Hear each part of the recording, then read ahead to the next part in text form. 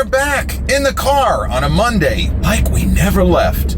Welcome to the Confessions of a Not So Dangerous Mind podcast. I'd like to thank you all for spending some of your steamy Monday late afternoon into early evening here with me in New York. But once again, we're going to skip past all that promotional jazz and get right to the guts of the episode.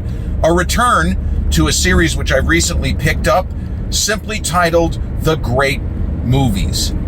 And this is a bit of an unconventional pick for this series of not only the standards of great movies. I could go to Citizen Kane or Vertigo or Rear Window or The Searchers or Close Encounters of the Third Kind or the kind of the obvious great movies, but I prefer not so much to pull obscure films, such as last week I talked about Lone Star, the John Sayles film, which was also in the category of the best movie you've never seen. So this film, I believe, rises to the level of a great movie. I believe this is the single best representation of IP called Star Trek. And it's a movie that celebrates its 43rd anniversary, if in fact such things are celebrations. I'm not so sure that that word is applicable, but we'll use it anyway. But released in June 1982, the same summer, the big science fiction summer that also saw John Carpenter's The Thing, that also saw Ridley Scott's Blade Runner, Steven Spielberg's E.T., just an amazing science fiction summer of 1982. But the movie that I'm going to talk about, the best representation of Star Trek, the best Star Trek movie ever made, and a film which, in my opinion, holds its own with the best of the Star Wars movies, and that would be Star Trek II, The Wrath of Khan, or it's informally known Star Trek, The Wrath of Khan.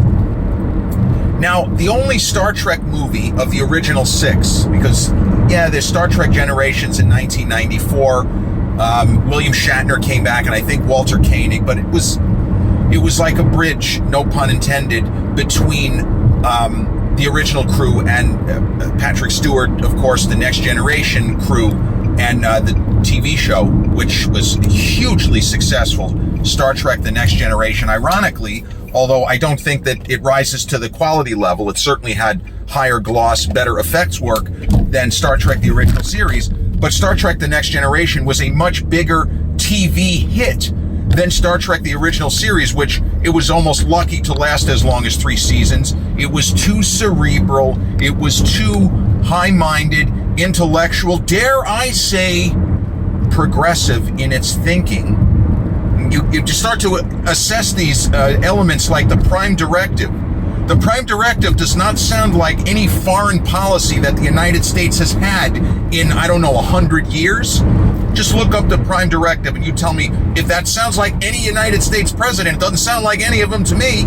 I can go back a ways. But people just didn't respond to Star Trek the way that you think, given the history and the fact that the movie series was so successful, even if some of the films are not as good as other films. But that's what you get. You look at the 9 Star Wars movies and you have a lot of debate over what constitutes, let's say, the top 4 or 5. Most people will agree on the top 3, but not everybody. Not everybody. And that's good. There is a heterogeneous idea of Star Trek. They used to say the odd-numbered movies are great and the odd-numbered movies suck and the even-numbered movies are great. That's how, as far as the original series. And just for reference, Star Trek the Motion Picture, 1979, the original cast and crew from the TV series, which was 67 to 69. Star Trek The Wrath of Khan, 1982. Star Trek The Search for Spock, 1984.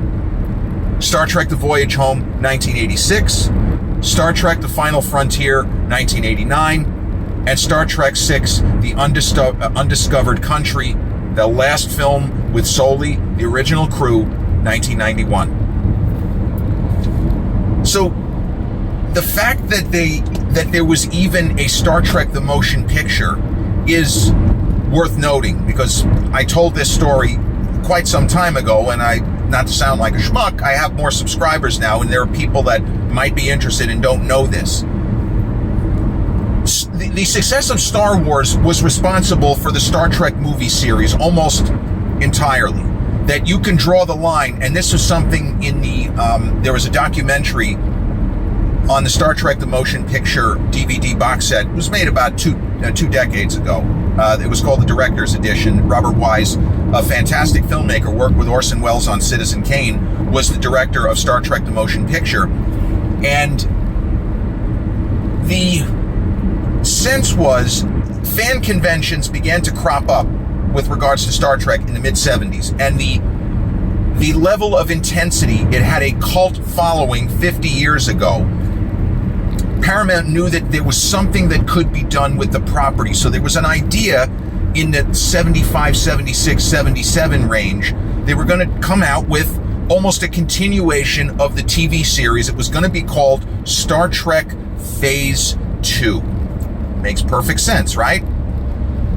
But the success of Star Wars, the runaway, incredible success of Star Wars, and then you had things like Battlestar Galactica, Paramount correctly guesstimated that Star Wars was this success that was not based on any pre-existing material. There was no built-in audience for Star Wars when Star Wars Episode 4, which was just called Star Wars, in May of 1997, May the 4th be with you, when it came out, it became this global phenomenon.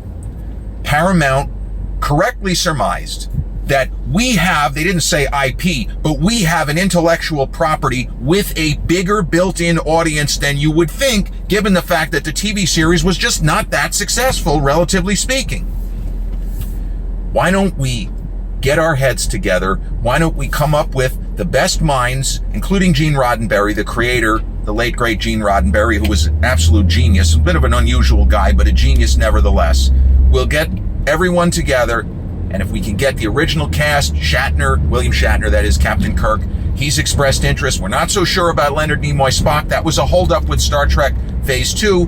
Maybe Nimoy didn't want to get involved, but those guys had both done Star Trek the Animated Series, which I gotta tell you is an absolute fucking riot. That is a hilarious animated TV series. Pretty good animation, but the voice work is great. Nimoy is a scream on that. Like, he's even funnier on the animated show than he ever was on the original series.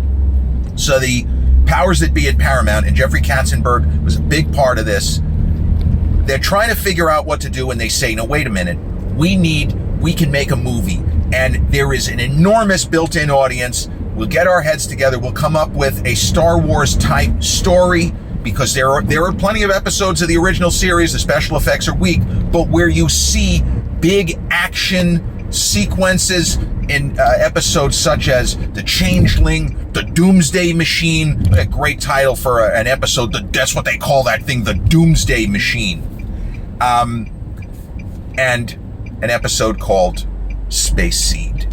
Remember, Space Seed.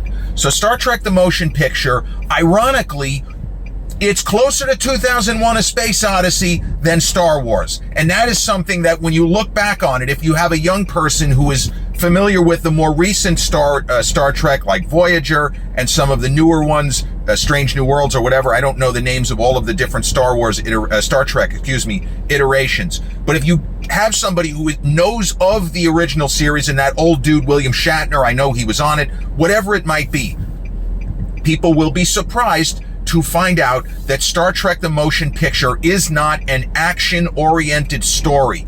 It is very Kubrickian. It is slow, it is melancholy, it is meditative, but it makes you think.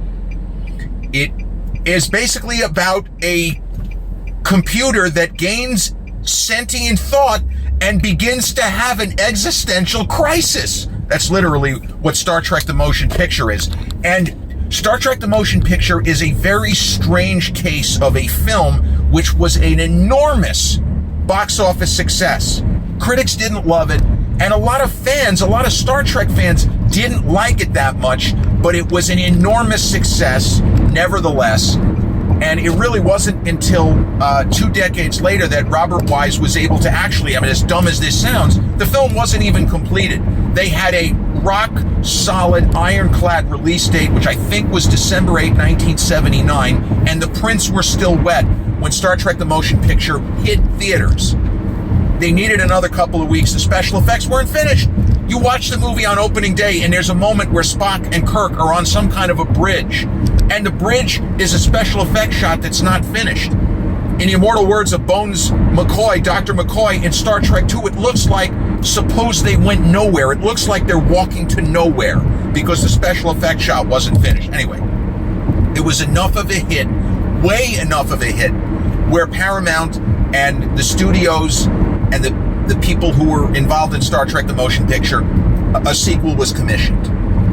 Now, unlike the original, Gene Roddenberry was on the sidelines for Star Trek The Wrath of Khan. He was on the sidelines because they felt we can make a better movie, we can connect with the audience, we can make a better Star Trek movie, closer to the tone and the feel of the original series. And they brought on two very, well, one is a legendary name who's still around in Nick Meyer, or Nicholas Meyer as he goes professionally. He goes by Nick Meyer on his social media. Doesn't have as many Instagram followers as he should. Man, what a fucking brilliant writer, Nicholas Meyer. Man, just awesome. So Nicholas Meyer and the coordinating producer for Star Trek II, Harv Bennett. And they were the ones who decided, let's look back at the 73 episodes of the original series, and let's see if we can find a story from the original series where we could kind of continue it, but in feature film form. And they fixated on an episode called Space Seed, which I believe is early in the second season. I'm sorry if I got that wrong.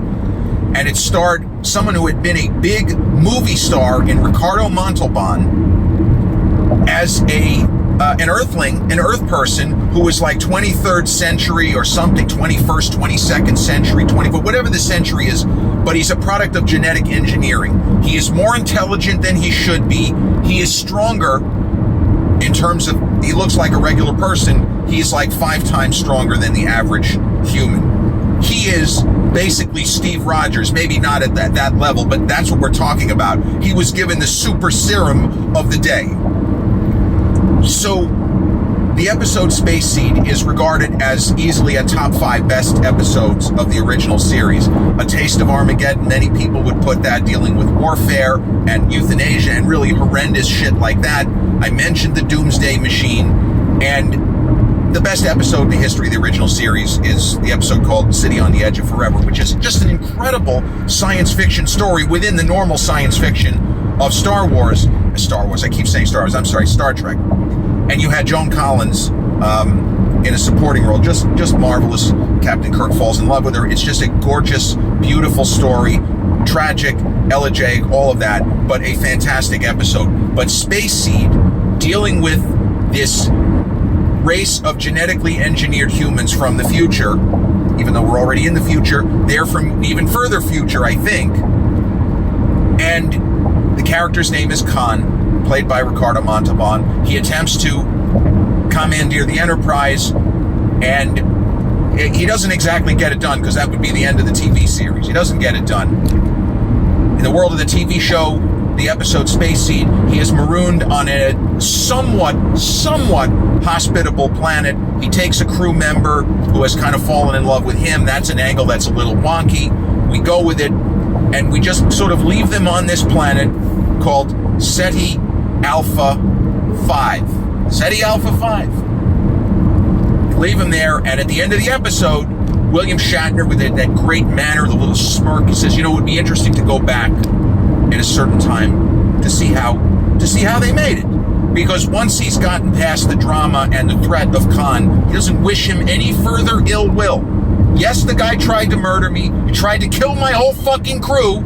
He's a bad dude. But you know what? It's okay. It would be interesting to see what he makes of this planet. Is it better to rule in hell or serve in heaven? Have you ever read Milton, Captain? Yeah. Is it better to rule in hell or serve in heaven? For Khan, he'd rather rule in hell. In the earth of my youth, I was a prince, he tells us. So he's not opposed to the idea. So we start Star Trek The Wrath of Khan with a training exercise. Captain Kirk, he doesn't really look that old. It seems that he's being put out to pasture, or he's willingly allowing himself to be put out to pasture. He is not on active duty as far as commanding a starship. He is allowing the world to pass him by, and my salad days are long gone. It's time for me to maybe do something else in my sunset years. He really doesn't, again, look that old. He's supposed to be, I guess, around 50. I mean, you know what? He's the same age in the movie, I guess, as I am now, right? But he's getting ready to put himself out to pasture. He feels like maybe he's outlived his usefulness. His eyesight isn't that great. He's not feeling well. He's thinking about the past and mistakes he's made. And that's the James Kirk we meet. He's celebrating a birthday. And he's on the ship. And he's training cadets to do what he has done. But unfortunately, another starship, the Excelsior, captained by great actor Paul Winfield, who played Martin Luther King famously in a biopic in the early 70s, I think it was. And Mr. Chekhov, Walter Koenig, is first mate or science officer. I forgot exactly what his position is on the ship. Not Excelsior, the Reliant. I'm sorry, the USS Reliant. It's the same class freighter as the USS Enterprise. But of course, the ship is a different looking ship, and that's how we were able to tell one from the other at big moments. So, there is apparently a device called Genesis that is a life-creating device that has been invented by a doctor, an inventor, a scientist, a doctor by the name of Carol Marcus. We get the idea that Carol Marcus and James T. Kirk have some kind of a history. We can just assume because Kirk hooked up with women of all ages, different races and different creeds, different species. We even get into this, the Chris Pine, the 2009 reboot. He's hooking up with a green alien and whatever, great stuff. But James T. Kirk was a swashbuckling type of a character. He was presented as an Errol Flynn type of persona. So this Carol Marcus has created a device called Genesis, which can literally take a dead planet and use terraforming kind of stuff, and from lifelessness, create all kinds of new life in every sense of that phrase. So the USS Reliant, with Captain Terrell, Paul Winfield, and Mr. Chekhov, Walter Koenig, they set down on SETI Alpha 6. Now, the joke at the time, and even now, is that Walter Koenig's Chekhov was not with the USS Enterprise when the episode Space Seed. He wasn't there. He hadn't joined the crew yet, so that was a little bit of goof, and Walter Koenig sure as fuck wasn't going to tell anybody, because this is a movie that he had the biggest role of, in either the series or the first movie. Certainly, he doesn't really have that much to do. He has a decent-sized role in Star Trek The Voyage Home, but anyway, it's not really that important. If you want to call that a goof, you can call that a goof. They set down on SETI Alpha 6 to see if it is in fact lifeless, and it turns out they see an encampment. It appears that there's somebody there. They're not going to be able to use the Genesis or test the Genesis device on this planet. And unfortunately, where they are is not SETI Alpha 6, it's SETI Alpha 5. There has been a fuck-up.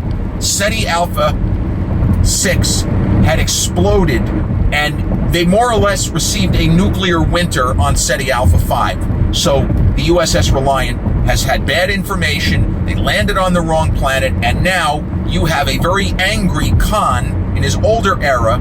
His wife is dead, and he is really pissed off, and now he is going to not only get Genesis, and he could threaten the entire galaxy if he wants with this life starting, but also life ending. If you remember in Man of Steel, when the Michael Shannon iteration of Zod decides that he is going to terraform all of life on Earth as it is, they're all dead, ladies and gentlemen, boys and girls, children of all ages. Terraforming means you're all fucking dead. the Genesis device, if used on a planet that is already sustaining life, everybody is going to die. But Khan has bigger plans than simply threatening the galaxy. Because what he really wants, deep down, is, no, he does not want to hug it out with James Tiberius Kirk. He wants to kill him. And he doesn't want to kill him in just any old way. He wants him to know that it was him, Khan, who put him underground. In the immortal words of Sylvester Stallone's John Rambo 3 years later, if he could announce himself ahead of time, if Khan could somehow announce himself, he would say, "Captain Kirk, I'm coming to get you." Well, he takes over the USS Reliant. He mind controls both. It's not really like the Force, but I won't spoil it if you haven't seen the film. He mind controls both Captain Terrell and Mr. Chekhov into tricking Starfleet into doing certain things that they normally would not do. And one of those things is that he is going to take the Genesis device from Space Station Regular 1, where Carol Marcus has been formulating it, has been testing it in limited, like a movie limited release. She's been testing it in limited ways to try to figure out the efficacy, the safety, what protocol should always be followed that cannot be monkeyed with, all of that.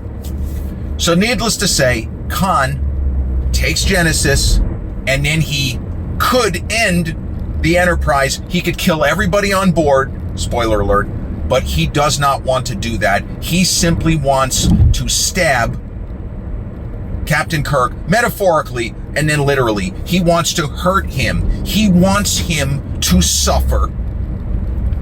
It's a little bit like Terry Silver in Karate Kid 3. He wants him to suffer and suffer and suffer. And then when he's suffered enough, then I start with the pain. He wants Kirk to die a slow death. Now, Admiral Kirk, when he finds out that Kirk's been promoted, that son of a bitch, Admiral. Just to hear Ricardo Montalban say the word Admiral. And two of the all-time great, brilliant over-actors in William Shatner and Ricardo Montalban, they're just chewing it up. They're chewing it up. It's John Voight and James Woods on crack times 100 level stuff that they're giving us in this movie, and is all gold. And it feels like the best of the original series. And that is something that the critics of the day talked about. And if you look at the Rotten Tomatoes, the score, I think, is in the low 90s. It is a great movie, not just it's a good Star Trek movie. This is a great movie because it deals with themes of aging and vengeance and certain levels of redemption. And what if Captain Kirk or Admiral Kirk could redo his life? What about the son he never knew he had with the woman he loved who loved him? The life that could have been and wasn't, because his path was in the galaxies and the stars. His path was exploration. His path was advancing the Earth narrative around the world, hopefully in a good way. And I'm not going to give you any more plot details. If you're only familiar with more recent vintage Star Trek, this is an extraordinary film, populated with so many colorful characters, great performances right up and down the cast, and it's just the sort of film that you wouldn't expect could be endlessly rewatchable, but it is. It is a brilliant movie, and it was a box office success. It's one reason why they were able to get Star Trek 3 going. Again, no spoilers, but Leonard Nimoy probably does the best film acting of his career, and he's really good in Invasion of the Body Snatchers, playing a little bit of a Spockian type character. But Mr. Spock's kind of ultimate resolution in Star Trek: The Wrath of Khan, without spoilers, it is the most emotional moment in any Star Trek of any kind, and it is up there with some of the devastating moments in the Star Wars original trilogy. I would say, as far as making people tear up, it might even eclipse anything in Star Wars episodes 4, 5, and 6. The battle scenes are very well thought out, well executed, and this is a very early film when we see how the Genesis device works, when we literally see it in a simulation. The guys, in this instance, I think it's Mr. Spock and Kirk, they're watching a computer simulation of how the device works. It was a very early use of CGI in the world of this film. There had been some, Ken Russell's Altered States used a little bit of what you would call CGI. Ridley with Blade Runner, same thing. But this was one of the first of where, if we're looking at it now, yeah, it's a little rough. It looks like a video game, but it's kind of cool to see what was state-of-the-art FX in 1982. And the practical effects in this film, the models, the miniatures, the backdrops, the matte paintings, just fantastic work from the craftspeople. And Nicholas Meyer's screenplay, and he directed the film as well, his direction is so tight. Every shot is held just the perfect length. There are even some moments of suspense where you're not sure what's going on with Khan and the planet and all of that. It is a gorgeously shot film. And I also have to make mention of another extraordinary talent gone too soon in the late, great James Horner. James Horner wrote a lot of famous scores, including Braveheart and Titanic in his later era. He's been gone 10 years, James Horner. It's incredible. He did the main theme for Aliens, which is so great. But James Horner's musical score for Star Trek The Wrath of Khan is as good as anything he's done. And there's one track in particular called Enterprise Clears Moorings, which is so beautiful.